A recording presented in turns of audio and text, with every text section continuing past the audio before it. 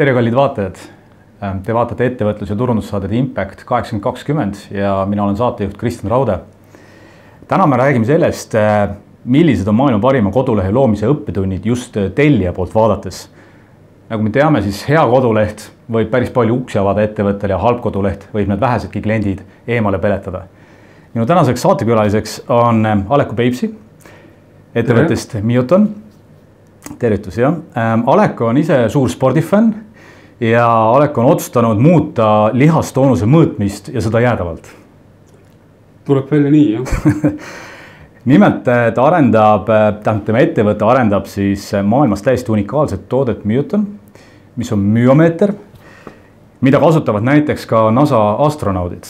Seda küll, ja Euroopa astronaudid ka. Ja Euroopa astronaudid täpselt samamoodi, just. Isegi venelased. Ennem kui me hakkame rääkima maailma parimast kodulehest, mis tiitli juhtumisi Mioton sai, siis vast on mõistlik kallid vaatajatele ära seletada, mis asi see Mioton on või täpsemalt myomeeter on ja kellele see üldsegi mõeldud on. Myotoni puhul on tegemist pindmiste skeletilihaste mõõtmise aparaadiga, mida põhimõtteliselt võib nimetada digitaalseks palpeerimiseks. Palpeerimine iseenesest on lihtsalt pehmete kudede katsumine või kompamine, mis siis annab mingisuguse subjektiivse tunde, aga see masin annab sellele siis arvväärtused läbi erinevate parameetrite nagu toonus, elastsus, jäikus ja paar veel lisaparameetrit. Ja sellega põhimõtteliselt on siis võimalik kirjeldada selle mõõdetava bioloogilise koe, ütleme siis tervislikku seisundit. Kellele see seade reaalselt mõeldud on? See seade on mõeldud kõikidele neile, kellel on huvi, ükskõik kas siis ravi otstarbelist lähtudes või siis lihaste arengu või taandarengu lähtudes, et kes soovivad või kellel on vajadus mõõta mingisuguse interventsiooni sportimise või ravi või taastusravi või füsioteraapia või massaaži tulemust või mõju sellele lihastele või mingisugusele muule pindmisele pehmele koele, minu pärast kas või nahale, et siis kõigile neile see aparaat mõeldud on. No, koostöös VSC digiagentuuriga võtsid oma kodulehega USAs korraldaval Web Award konkursil biotehnoloogia valdkonnas maailma parima kodulehe tiitli. Jah, kes oleks võinud seda arvata ja loota? Absoluutselt. Ja kindlasti sellel projektile aitasid veel kaasa, ma mainin ära FrostFX, Propaganda, Artec, Rakett ja Tiit Liiv. Nii et suured õnnitlused meile kõigile igal juhul ja palju õnne. Et siin see auhind on. Väga äge. Arvestades sinu toote sellist spetsiifilist ja mõnes mõttes väga kitsast sihtgruppi, siis miks sa, Aleko, üldse otsustasid investeerida kodulehe arendusse?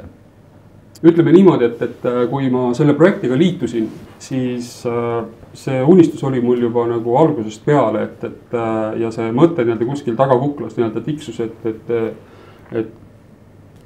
kuidas inimestele näidata, arusaadavaks teha, visualiseerida, struktureerida midagi sellist, mida nad oma elus mitte kunagi varem näinud ei ole.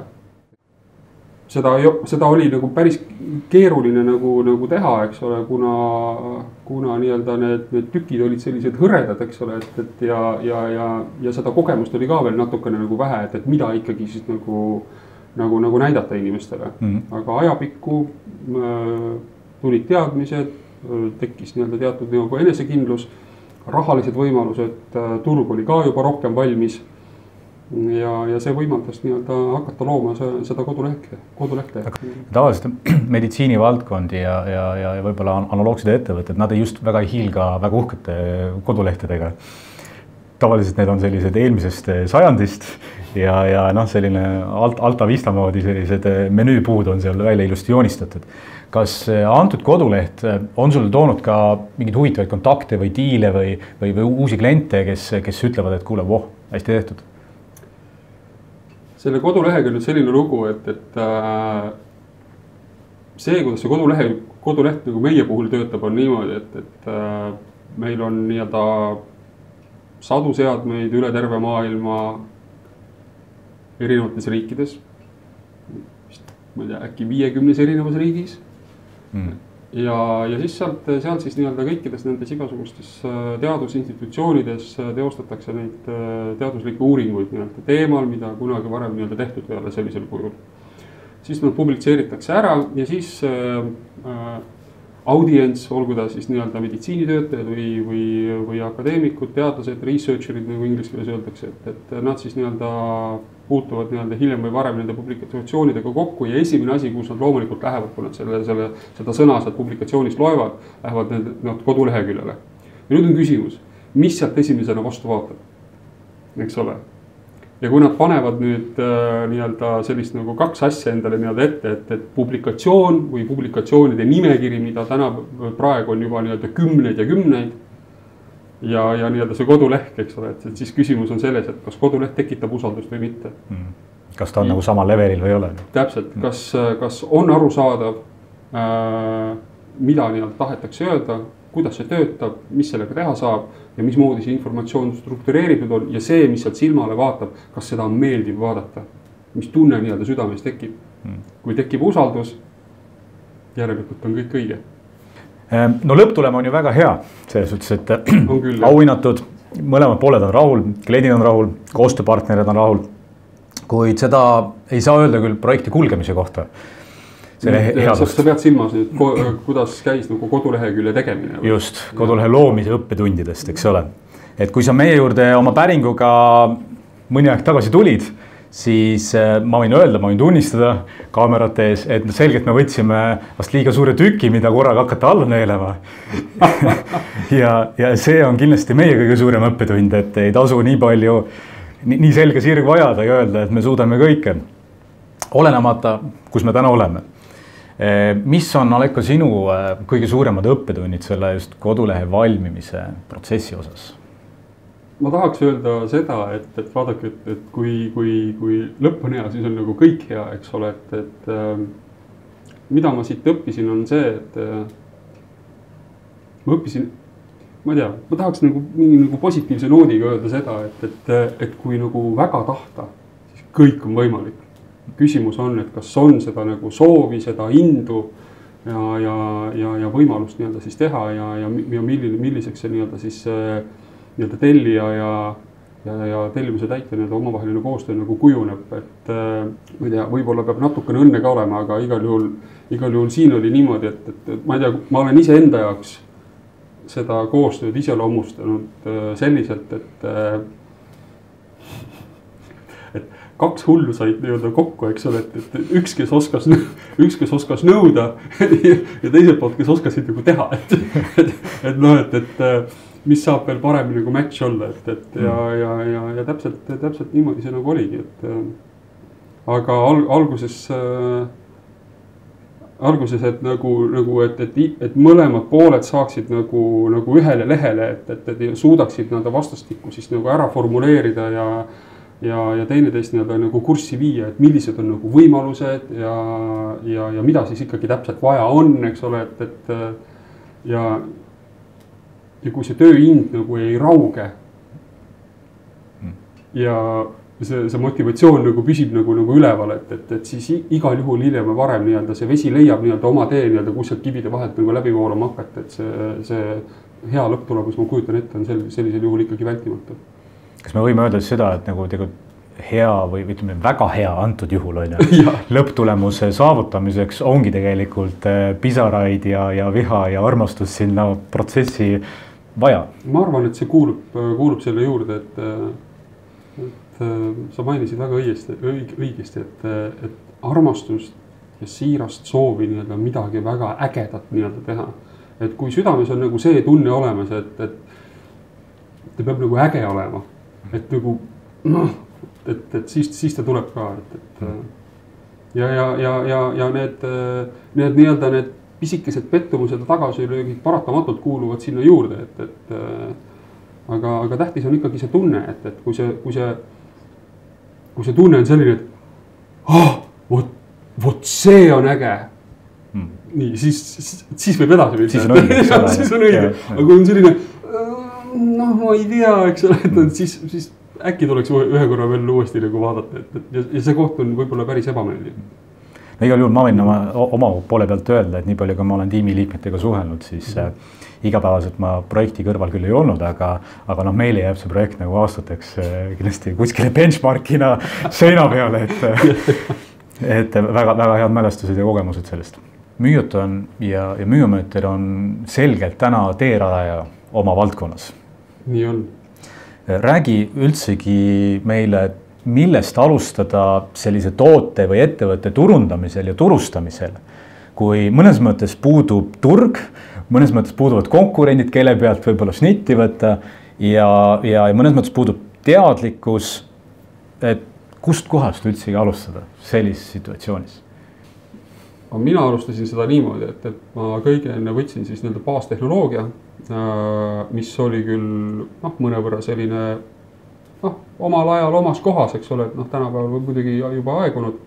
Ma võtsin selle tehnoloogia, mis oli siis välja töötatud Tartu Ülikooli bioloogia doktor Arvet Vaini poolt.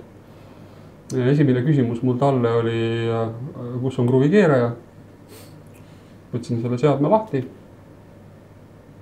Järgmine küsimus oli, et miks see seade niimoodi tehtud on.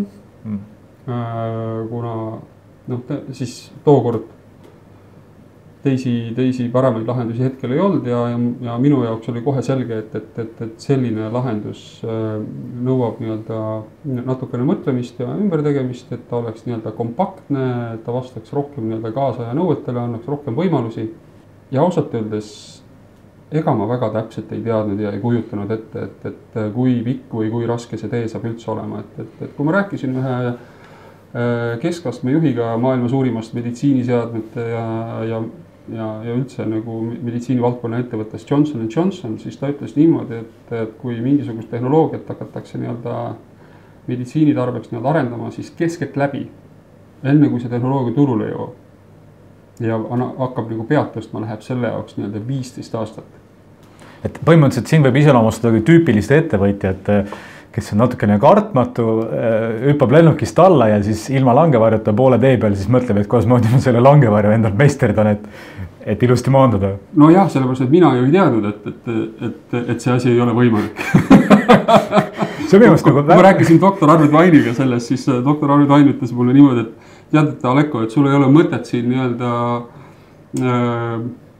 aega kulutada ja ressursse ja kõike puha, et kõik asjad, mis on olnud võimalik teha, on juba ära proovitud selles konkreetses valdkonnas, et teised tehnoloogilised lahendused ei ole võimalikud.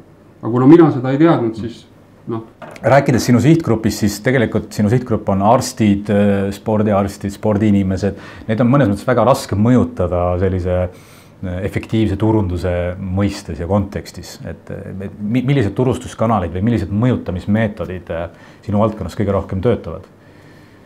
Meditsiinitehnoloogiate arenduse puhul põhiinstrument, juhul kui me räägime mingisugustest uutest meetoditest, on alati ikkagi teadusuuringud. Ja teadusuuringud on väga aeganõudev protsess. Räägime natuke sinust kui inimesest ka. Kas sa saad minuga jagada, mis on sinu 20% tegevusi või harjumusi, mis on toonud sulle tegelikult sinu edust enamiku, ehk siis 80%?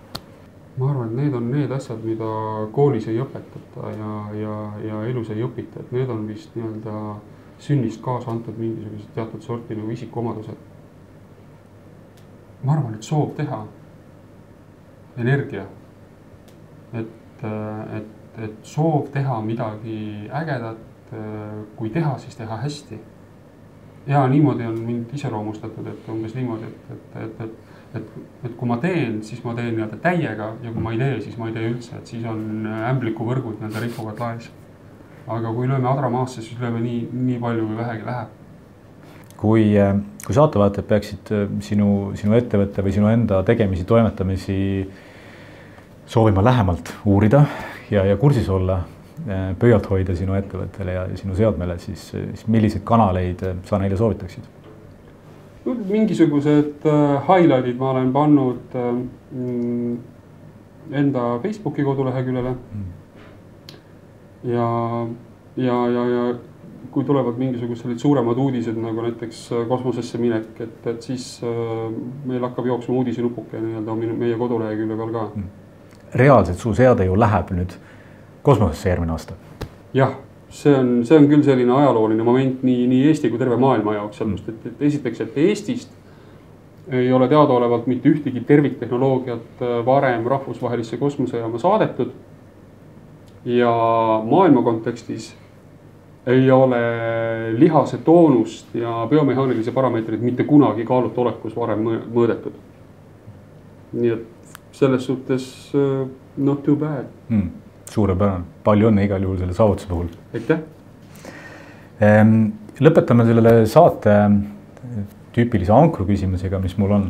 Ja see kõlab selliselt, et kui sa peaksid, Aleko, täna oma tegemised kõik jätma eilsesse päeva ja homsest algab siin uus elu täiesti uues valdkonnas ja sul on järeltulija, kes võtab kogu sinu tänased tegemised sinult üle. Ja sul on selle järeltulijaga aega 1 minut. Kuidas sa selle 1 minuti veedaksid ja kui sa talle midagi räägiksid, siis mis see oleks?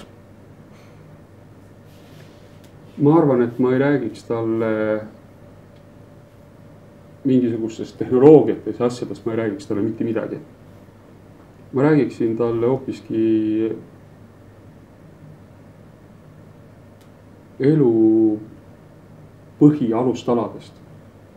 Kõige tähtsam asi, mis mul talle tõenäoliselt öelda oleks see, et õpi looma armastuses, läbi armastuse. Avatud südamega. Ära vaata teisi, vaata iseennast, vaata endasse. Seal on väga lihtsalt nõuanded, et kohe kui tunned, et keegi teine on süüdi, siis see on nagu seal Ameerika Talendi saates selline punane rist, et selle läheb põlema sellise ebameeldiva heliga. Et siis teine asi, ära anna hinnanguid. Et püüa välja tulla sellest duaalsusest. Kolmas asi, see teise asja juurde on see, et püüa jääda nii-öelda erapooletuks vaatlejaks. Usu ise endasse. Ja kui sa tahad, et asjad muutuksid, siis mõtle, tunneta, millist elu sa soovid ja siis otsusta, tee taotlus ja otsusta. Et otsuse koht on väga tähtis. Ilma otsuseta ei hakka mitte midagi muutuma. Suurepärane. Ma arvan, et nende heade mõtetega me selle saatele joone alla tõmbame. Suur aitäh sulle, Aleko, saatesse tulemust, oma mõtteid ja kogemusi meile jagamast. Suur aitäh, kallis vaataja, sinule seda saadet vaatamast. Jäta meelde siis, et ära kunagi karda hüpata teadmatusse, sest et teadmatus tavaliselt need inimesed, kes seda ei tea, saavutavad kõige paremaid tulemusi. Kipub nii olema, sest nemad ei tea, et on võimalik, et võimalik ei ole. Just. Suur aitäh sulle saadet vaatamast igal juhul ja kohtume juba järgmine kord.